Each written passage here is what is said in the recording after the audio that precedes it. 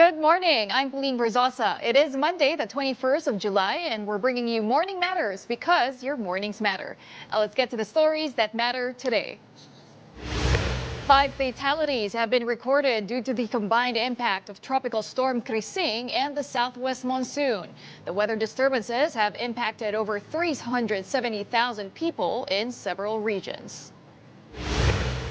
President Bongbong Marcos voiced alarm about the escalating danger of online gambling, cautioning that it is destroying Filipino families. Executive Secretary Lucas Bersamin, on the other hand, said a total ban on all forms of online gambling is still under government review. And the highly anticipated return of Manny Pacquiao to the boxing ring culminated in a majority draw with Barrios for the WBC welterweight title in Las Vegas. Welcome to our program, Morning Matters, where we talk about the issues you need to know for the rest of your day. Now, first on the agenda, Pag-asa is monitoring a new low-pressure area within the Philippine territory. The LPA was last spotted some 1,140 kilometers east of southern Luzon. Its chance of developing into a tropical depression remains slim as of the moment. For now, the southwest monsoon or Habagat continues to trigger rains. Heavy rains are expected over Zambales, Bataan, and Occidental Mindoro. Occasional or scattered rains are also expected over Luzon, including Metro Manila, as well as across Visayas and northern Mindanao. The rest of Mindanao may experience isolated rains and thunderstorms.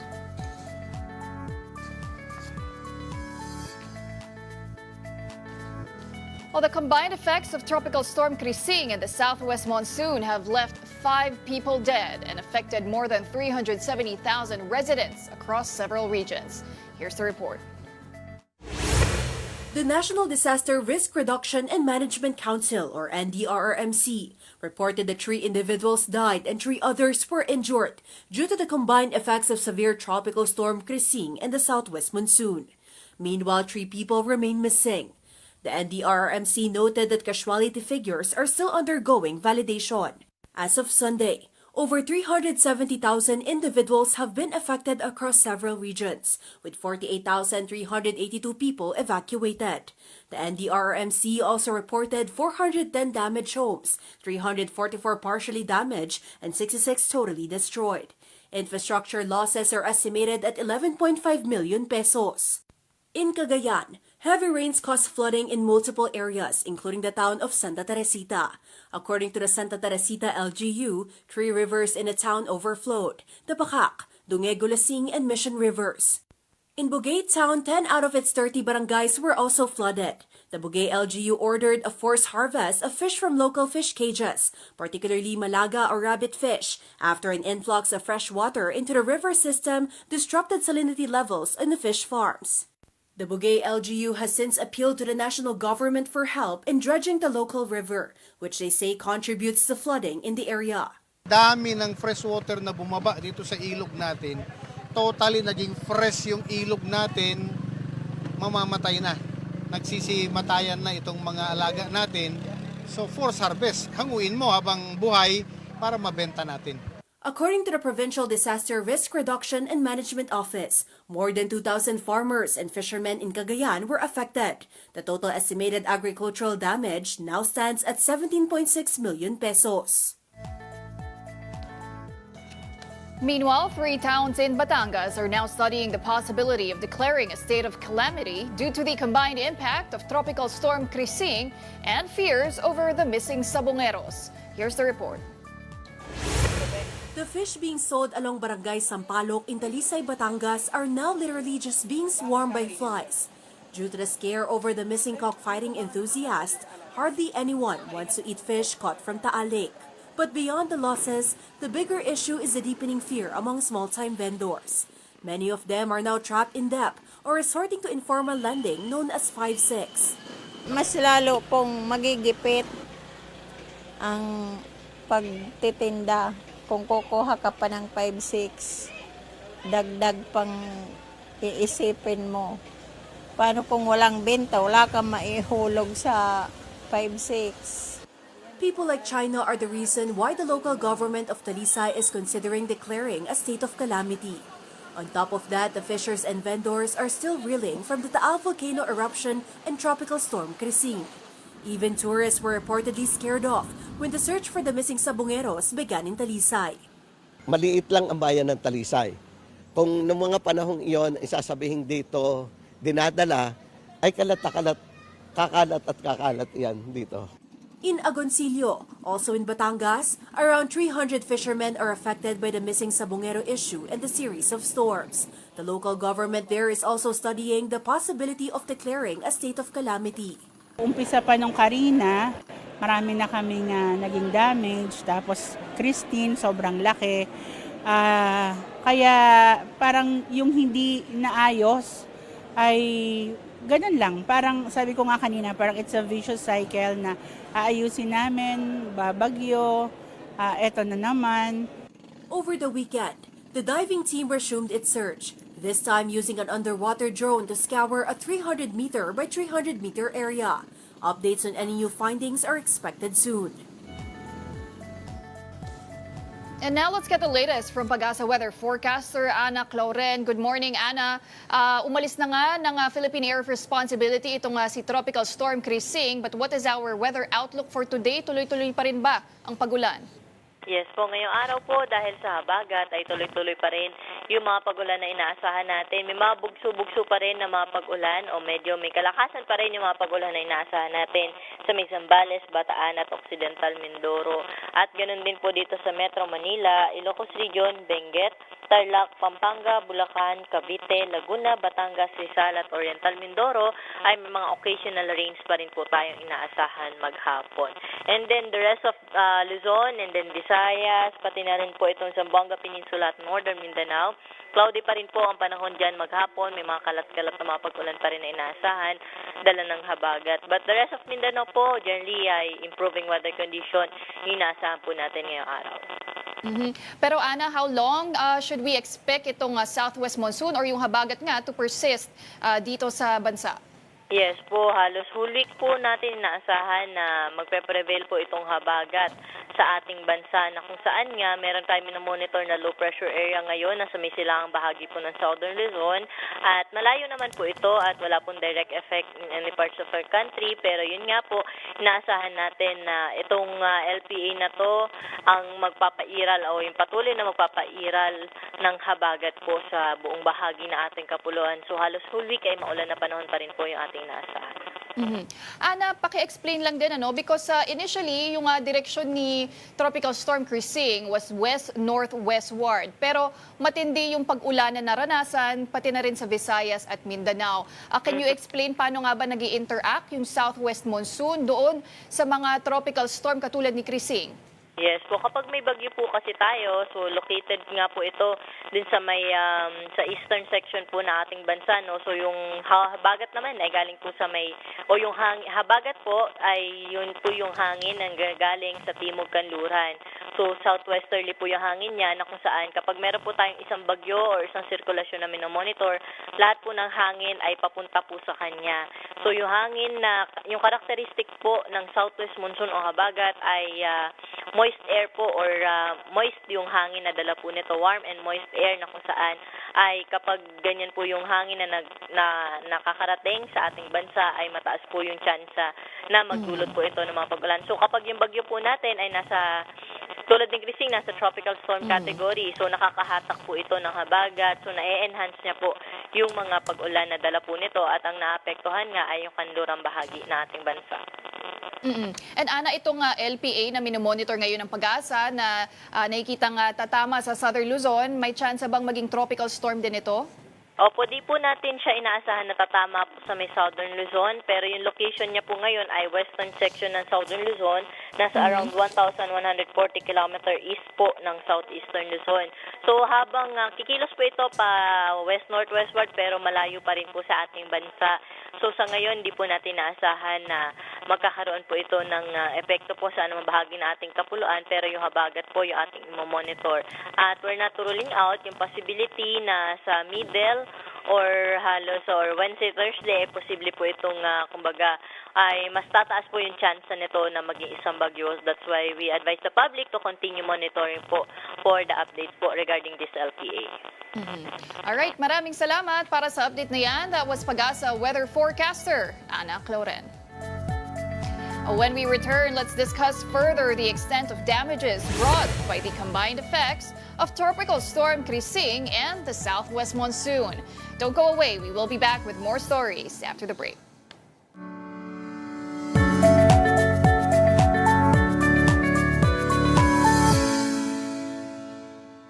Welcome back. You're still watching Morning Matters here on One News. Now, severe tropical storm Crising and the enhanced southwest monsoon left 5 people dead and 5 others injured, according to the NDRRMC. As of Sunday, over 370,000 individuals have been affected across several regions and more than 48,000 have been evacuated. Infrastructure losses are estimated at 11.5 million pesos. The NDRRMC noted that casualty figures are still undergoing validation. And now for the latest on the impact of severe tropical storm Crising and the enhanced southwest monsoon, we are now joined by OCD Deputy Spokesperson Diego Mariano. Good morning, Diego, and thanks for joining us here on Morning Matters. Yes, good morning and good morning to our all viewers. All right, Diego, will give us the latest tally. How many individuals and families have been affected and were displaced by Crising? As of latest report that we have today, there are more than 800,000 persons or individuals that has been affected, and that is equals to, or that is equivalent to 225,000 families. With that number, 20,000 individuals or equivalent to 5,900 plus families are inside our evacuation centers.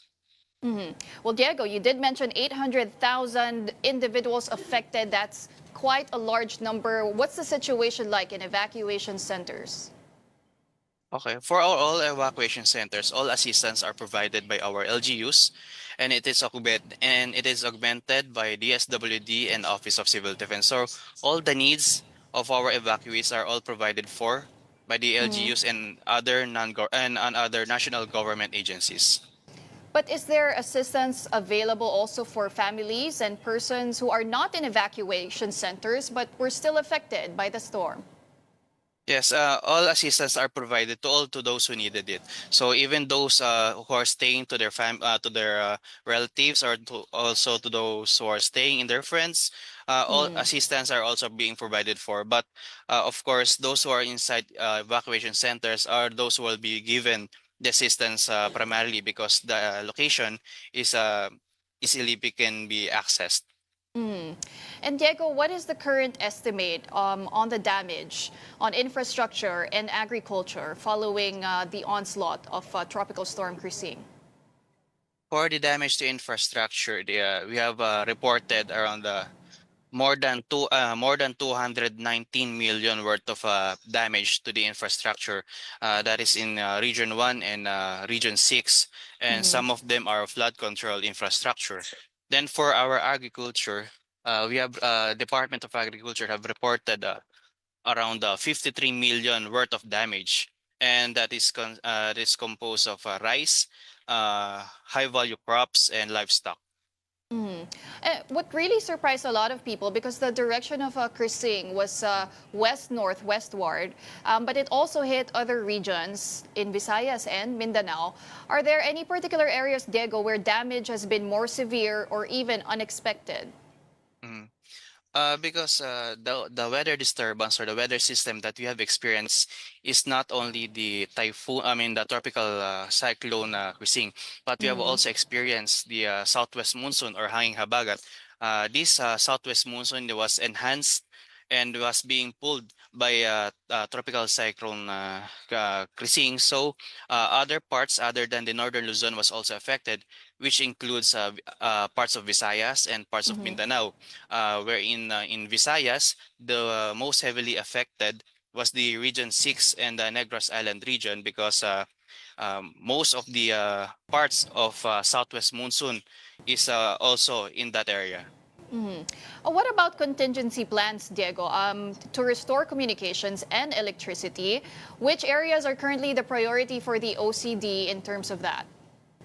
For communication, we have contingency plans that is worked out with the Department of Information and Communication Technology, in which they are the cluster head for emergency communications. But however, our communications was all restored. So as of reporting time, we don't have reports of any areas that doesn't have communication lines or connection. What about electricity, power? Okay. For the other lifelines, for the power, we have of the 115 cities and municipalities that were affected, 92 have already been restored. And for the water supply, out of the two municipalities that were Mhm. affected, one of which was already restored. Mhm. Well, correct me if I'm wrong, Diego, but the OCD has so far already released about 2.58 million pesos in aid. How is that funding being handled and distributed, and will more resources follow? As of reporting time, we have already the government have already provided 50 million worth of assistance that is Mhm. composed of assistance from the LGUs, the DSWD, and of course the Office of Civil Defense. Mhm. And would you say there are challenges, or what would you say is the biggest challenge that the OCD is facing in implementing these relief efforts and rescue operations? Of course, the most challenging part for these operations is always be the logistics. Um, Mhm. our country is composed of different islands, and we are always separated by bodies of water, in which is gives more challenge in providing or delivering the assistance to those who needed it. And of course, the for the rescue operations, we have always looking for to improve our equipment and our capacity build in our capacity. So the most Mhm. challenging part here is of course the logistics, and of course the capacity, the equipment, and the skills of our responders. Mhm. Well, of course, if logistics is the problem or the biggest challenge, coordination will be of utmost important, Diego, especially between the national and the local government, and especially the local disaster councils. Can you walk us through how the OCD activates and mobilizes your responders in different parts of the country? All right. We mobilize our responders through our regional offices. Once the red alert or the blue alert was raised in our national in the NDRIMC operation centers, this will be cascaded to our regional offices. Then, in turn, it will be cascaded to our local BRM offices and councils, in which the action and the operations will be locally handled by the local government units. As for the Mhm. as for the national government, we cascade our Mhm. policies, and if these local governments needed an augmentation or help from the national government, that's the time we will come in and provide those assistance needed. Mhm. But what was the response like among residents, Diego? Was there hesitation in evacuating? I mean, what is your message for those who choose to stay behind despite warnings already, red alert warnings during Mm. typhoons? Yes, there will always be a resistance on Mhm. evacuation, as they always says they know what they're doing, they know what is happening in their localities. As they Mhm. said, they're already living for their community for so when to evacuate. However, time is changing, Mhm. our climate is changing, the climate change. So you cannot just predict what will happen in your area. So we always say that when the government asks you to evacuate, we always ask for them, or we always request them to please cooperate, because there are two lives at stake here. First is the life of themselves, those we are asking to evacuate, and the second life that at stake here is the responders as well. For the time that they need to be responded, is in just in case they did not evacuate on time and they were trapped, the lives of our responders is also at stake here. So we always request our the Filipinos, and or to those who are all affected, is to cooperate to the government, and if the local government is asking for you to evacuate, please evacuate accordingly. Well, Diego, we are already in the midst of typhoon season in the Philippines. We just spoke to Pagasa, and they did say they are also monitoring a low pressure area which could possibly intensify into a tropical storm. Are there other areas that you are closely monitoring, and can we expect the OCD to remain on high alert? Because we are, as I said, in the midst of typhoon season. Yes. We are always closely monitor, especially this during rainy seasons. We are closely monitoring those who are places or areas that are catch basins or river, those who are river basins, especially in the around the Region 3, because all the rains and water from the northern Luzon and from the mountains of Cordillera, those waters will always go down to the catch basins in Region 3, especially the River basins. You're also looking after those areas that are near the volcanoes because once rain goes near these volcanoes, the dust, the ashes will go down as lahar. And worst case scenario, if this goes erupted as well, it will rain mud in this area. So it's another worst case scenario. But the Office of Civil Defense and the whole government is always preparing for this. Um, Yearly, almost around 20 tropical cyclones is always visiting our country. So we can say that we are not prepared because we are always on high alert, and we are always prepared because as I said earlier, um, there is always a tropical cyclone here. We have a lot of hazard here. We have earthquakes, we have volcanoes. So there are no time for us to take a rest. We are always on high alert. We are always preparing. In other words, there's no excuse to be unprepared. But thank you very much for all the updates this morning. That was OCD Deputy Spokesperson Diego Mariano. Thank you, Diego. Thank you as well. And Now, coming right up, we will get the Department of Energy's assessment on the aftermath of Tropical Storm Crising and ask how the agency prepares for the typhoon season. All that and more when Morning Matters returns after this short break.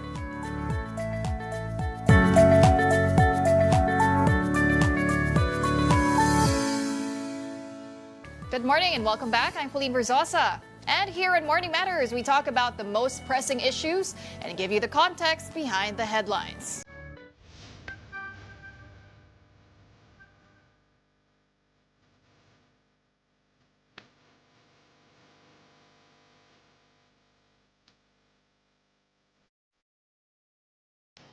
Newly appointed Energy Secretary Sharon Garin has vowed to continue key energy reforms while pushing for greater energy security and renewable development. Garin said the DOE will build on existing programs like the Green Energy Auction, aiming to boost clean energy and expand electrification, especially in underserved areas. She also highlighted the need to make the country's energy systems more resilient and attract more private investments into the sector. Garin assured the public and stakeholders of policy continuity, saying the DOE remains committed to sustainability, affordability, and reliable power for all Filipinos. Now, what's next for the country's energy roadmap? Let's find out straight from the source. Joining us this morning is the newly appointed Secretary of the Energy Department, Secretary Sharon Garin. Good morning, Secretary, and thank you for joining us here on Morning Matters. Good morning. All right, Secretary, following the onslaught of Tropical Storm Crising, can you give us the latest assessment of the Energy Department on the impact of Crising and its initial assessment on our energy infrastructure? Good morning and thank you. So far, as of today, our reports were there were like 5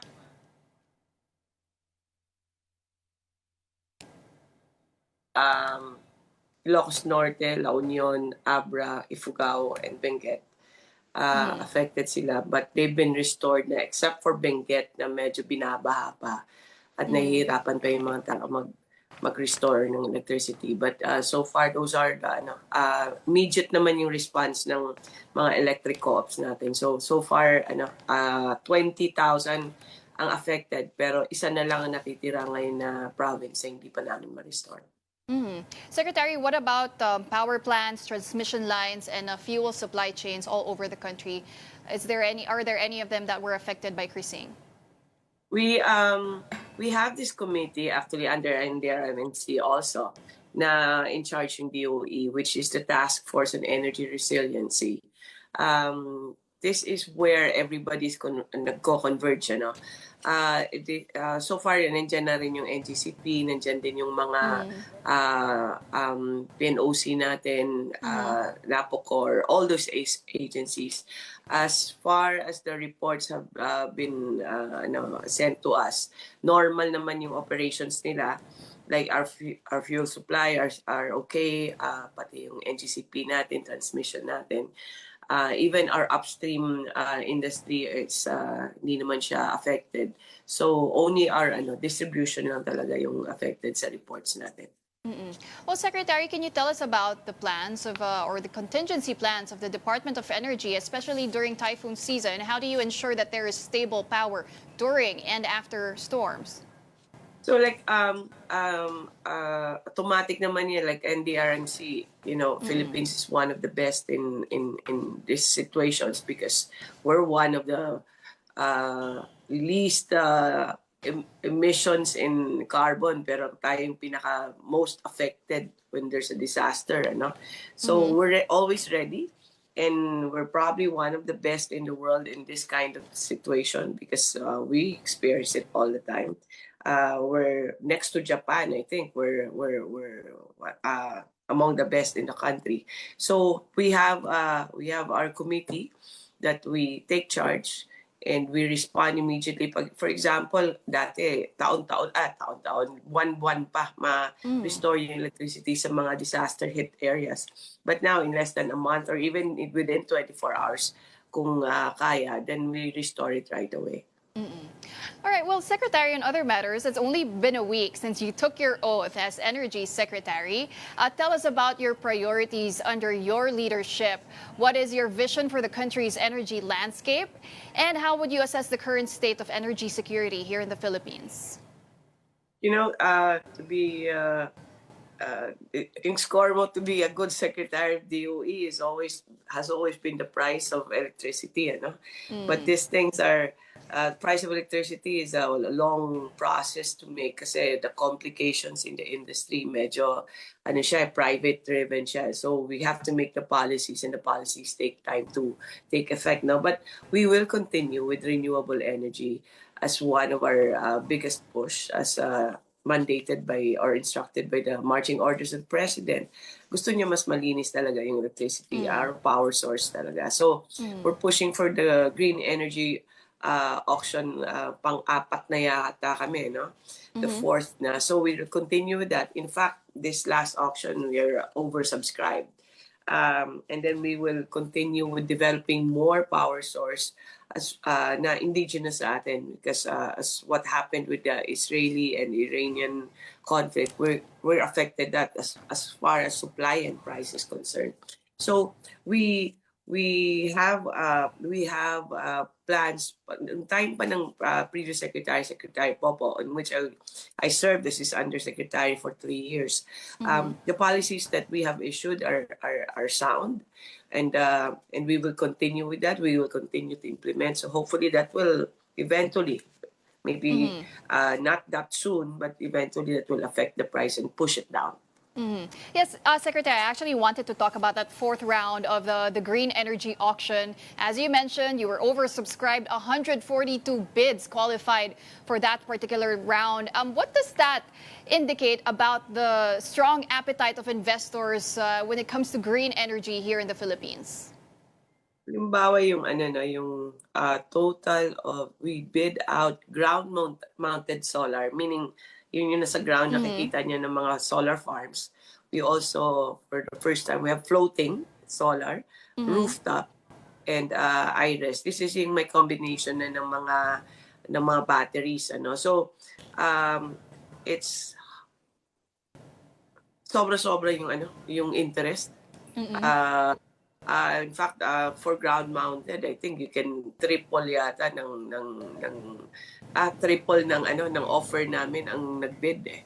So that means there's a lot of appetite. And there are a lot of daming companies natin na kaya magpatayo ng solar farms and may capacity financially and technically. And then marami ding foreigners na interested sa Philippines. That just means that there's so much, we have enough potential to be one of the leaders in the world in renewable energy. And that also means that the policies are in place. They're following what the president is hoping for, that we will have at least 35% of our capacity by 2030 all on renewable. So maganda yung traction niya. We have seen this in our previous auctions also. Sa pump storage natin na award natin is about almost 7,000 megawatts. Malaki yun. Biggest in the world, I think. So I think there's a good appetite. People, our investors are interested. The policies are in place, and it will happen eventually. We will meet our targets. Well, Secretary, the ERC did release the final GEAR4 prices. For instance, it's 4.48 pesos per kilowatt hour for ground-mounted solar. It's 6.52 for floating solar. Do you think that's one of the factors also why there was a strong interest? Because these prices are relatively affordable by Philippine standards compared to our other alternatives. And do you think these rates are competitive enough to balance a strong interest from investors as well as for the consumers as well? Well, their interest is because it's not just in the price; it's the long-term contracts that they get if they win this. So medyo may assurance sila financially. I think about, if I'm not mistaken, somewhere 20 years now. So the prices are competitive. It's a good price. Some might say na mababa siya, pero there are so many parties interested. So I think ERC did a good job in price wise. So it also means that we are maturing in that market, na yung price ng supply chain natin, financing natin, we have those in place already, and it's not as difficult anymore for our investors to dati kasi mahal-mahal ng solar now it can compete almost, sana someday it can almost compete with coal, which is the cheapest. Well, Secretary, part of this mix, as you mentioned, is floating solar and energy storage, which are relatively new to the Philippine grid. Are we ready to integrate that kind of infrastructure as well as regulation in order to support it and even scale it? I mean, floating solar, just to explain, floating solar, you can do that halimbawa sa LLDA or sa lakes natin, even on our fish ponds, no? Or bodies of water, and it doesn't occupy. Hindi niya kinakain ang agricultural natin. In fact, some say that it's beneficial if it's sa mga fish ponds. So this is a new technology for us, not in other countries.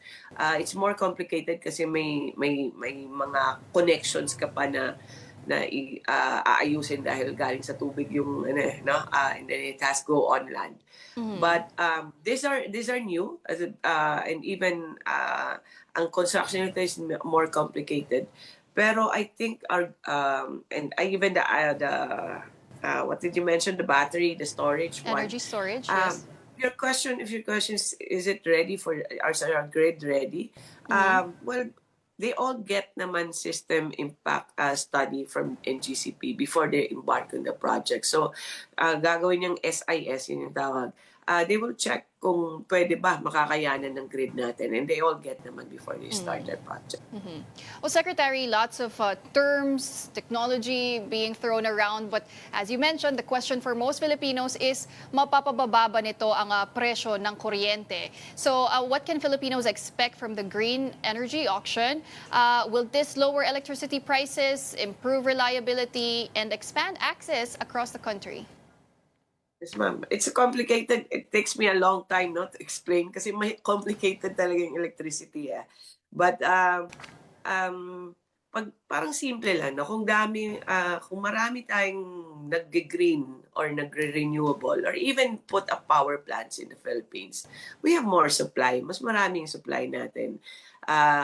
kung mas maraming supply mo sa economics lang yan, kung mas maraming supply mo kaysa sa demand mo, talagang bababa yung presyo.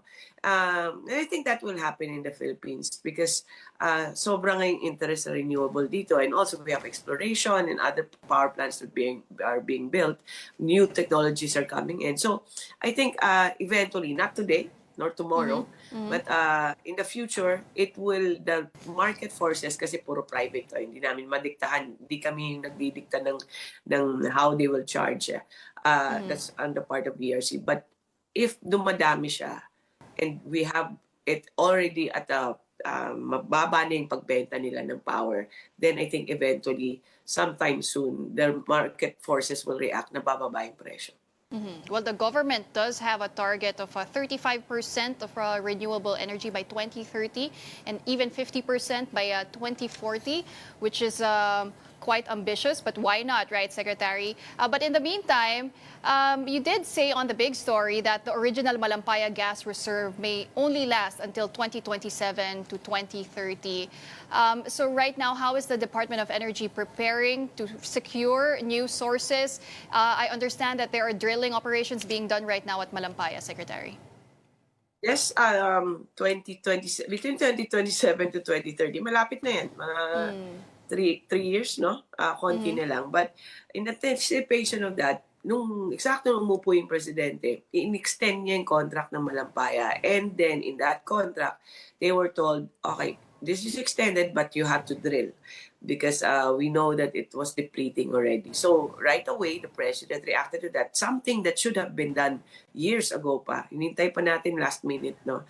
Pero buti na lang naagapan on this administration. So they're drilling now 3 wells. 2 wells have good prospects, meaning parang maganda yung mga tails niya.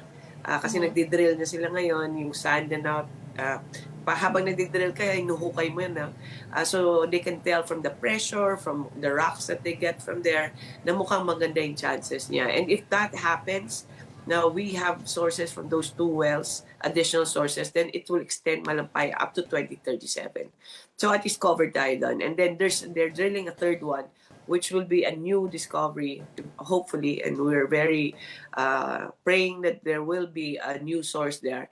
And I think that will be additional pa. So we're, at least Malampaya is now ongoing, and within the year, we will find out if it's enough source for us. Well, you did mention, Secretary, 2 wells you're optimistic that 2 of these wells could produce, but realistically, when can we expect these wells to produce, considering that malapit na nga yung depletion ng Malampaya? It will, if we discover this year, then it can be part of our system na by next year. So 26. So mabilis lang. Mabilis yan kasi with the president opted to sign the extension on an all-Filipino consortium na yan ngayon. And I think they're also more concerned rather than have foreigners and Malampaya. They're more concerned of what is the effect on our people. No? So within the year, lay down lang nila yung within the year, we find out they have to lay down the pipes, connect yan sa system natin. It will take them a few months and then probably by end of next year, it will be connected already. But Secretary, at the same time, the Philippines is mostly reliant on imported LNG. If I'm not mistaken, are we 80% reliant? When it comes to gas, we're 60-40, no? 60-40, okay. 60-40 tayo. Yung mataas yung coal eh. I think what you mean is coal is about 90% yes. imported from Indonesia. And that's also something that we are concerned about. That's why we want to drill more, have more renewables kasi hindi pwede na dependent tayo sa isang country. So hopefully with Malampaya or more types of Malampaya, we're hoping that more contracts will be awarded within this administration. And I think that will happen. So, and more renewables. So mas independent tayo. Hindi lang energy security, kundi energy sovereignty ang makukuha natin.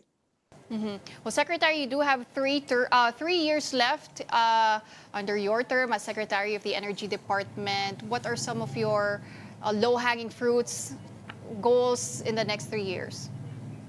We want one of the first things that I did was continue nga the people and then the policies within the DOE family. And then now we're reviewing yun nga, the ask of the people, how to push down the prices. So that means reviewing the whole industry, from distribution, transmission, generation, ano ba'y mas mababa. So we're working on all that and more sources. We want more sources of energy in the Philippines. We're just continuing what was started by Secretary Lutilia before. More sources, more indigenous sources in the Philippines. So we'll work on that.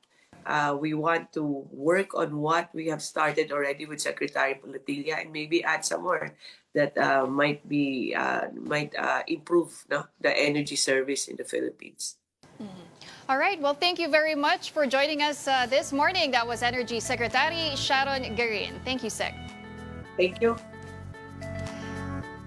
Now, don't go away. We still have more matters to discuss after the break. Keep it here on One News.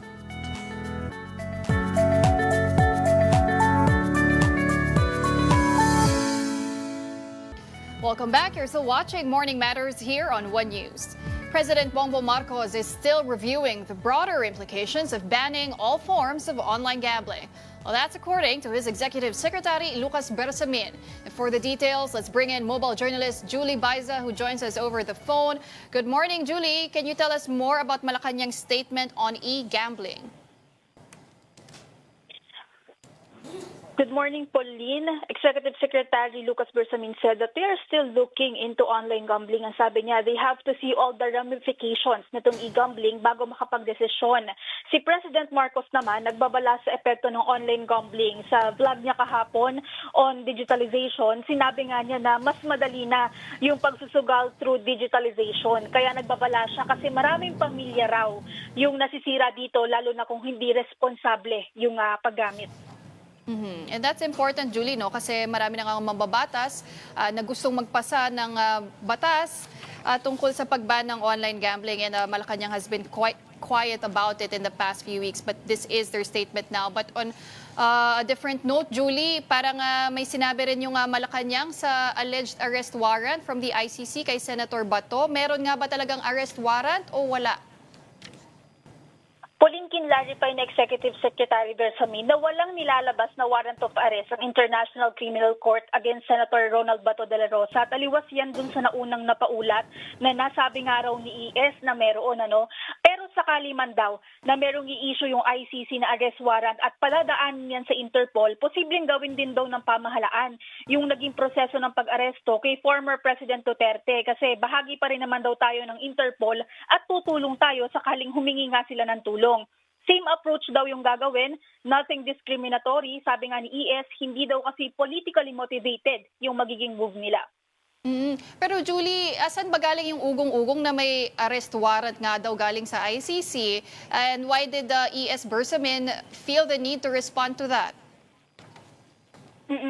Kasi ang sabi ni ES, may nag-interview sa kanya na isang FOCAP, other news agency na nasabi nga ang parang misquoted, kumbaga yung wala naman daw siyang sinabi na merong arrest warrant, pero magkaiba sila ng pagkakaintindi. Yung sinasabi nga lang daw niya is aarestuhin kung meron. Okay. Well, on a different matter. Kinlarify niya. And Julie, President Bongbong Marcos is already in the United States. This is his 5th trip to the U.S. Tell us about his agenda. What specific matters will be discussed during his trip there? 2:48 a.m. Philippine time, dumating si PBBM sa Washington kasama ang Philippine delegation. Sa pre-departure speech niya kahapon, sinabi niya na top priority sa meeting kay US President Donald Trump yung negosasyon para sa bilateral trade deal. Kasunod nga yan ng pagpapataw ng 20% tariff sa Philippine exports. Mahalaga rin daw yung pulong nila for national interest at pagpapalakas ng alliance ng dalawang bansa. Aside from Trump kasi, he will be meeting U.S. Defense Chief Pete Hegseth, U.S. State Department Secretary Marcos Rubio, And magkakaroon din ng roundtable discussions with the business sector. Again, yung President is hoping na makapag-uuwi ng investments from these US companies. And Julie, for this trip, mukhang hindi na nga sasama si First Lady Liza Araneta Marcos. Will that change the protocol of the President in any way dyan sa kanyang biyahe sa United States? Pauline, si First Lady Liza Araneta Marcos ay galing or nasa working trip sa Riyadh, ano? So, since magkasalubong yung naging schedule nila, pauwi or uuwi ngayong 21 kasi yung schedule na pag-uwi ni FL. So, hindi nga siya nakasama. Pero in terms of protocol naman, business as usual pa rin naman yung naging latag ng events ni PBBM doon sa US. And this is significant because this is also the first time that President Marcos will be meeting U.S. President Donald Trump.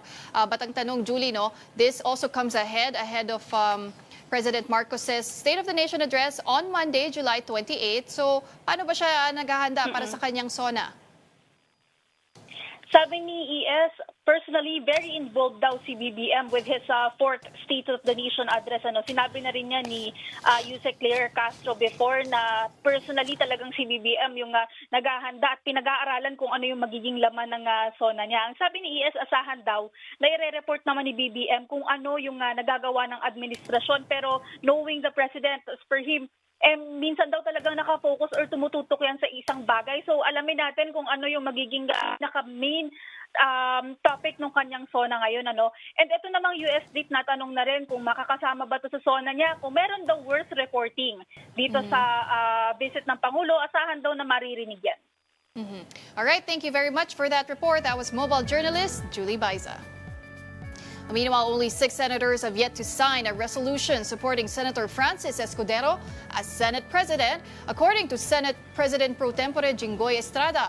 Meanwhile, Senator Lito Lapid reportedly backs Escudero. It's unclear if he has formally signed. Senators who haven't expressed support include Vicente Soto III, Panfilo Lacson, Juan Miguel Zubiri, Loren Legarda, Risa Ontiveros, and Amy Marcos.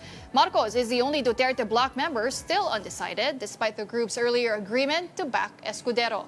Estrada said he is in talks with Marcos, who is requesting committee changes. Soto's bloc reportedly offered her the Finance Committee chair to win her over.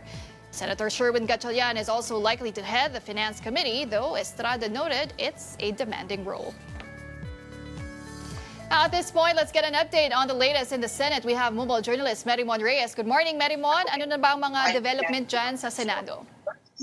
Good morning, Paulina. Kung mapapadayo ka o maglilibot ka dito sa Senado, bukod sa pagpasok mo sa main entrance, makikita mo yung pinto papunta sa session hall, madadaanan mo rin itong hallway kung saan mayroong mural na pinapakita yung imahe ng mga senador at senadora sa ilalim ng 19th Congress. Pero dahil magbubukas na ang 20th Congress, 1 week from now, magkakaroon ng unveiling naman ng legacy wall around 10 a.m. mamaya kasama si Senate President Cheese Escudero. Dito makikita na natin yung muka ng mga tatayong senador at senadora sa ilalim ng 20th Congress. At mamaya rin naabangan natin kung may maibibigay ba sa ating impormasyon si SP sa kanilang paghahanda 1 week from the State of the Nation address ni Pangulong Marcos. Pero ang alam natin sa ngayon, si Senator Bato de la Rosa, baka hindi siya pumunta sa araw ng SONA.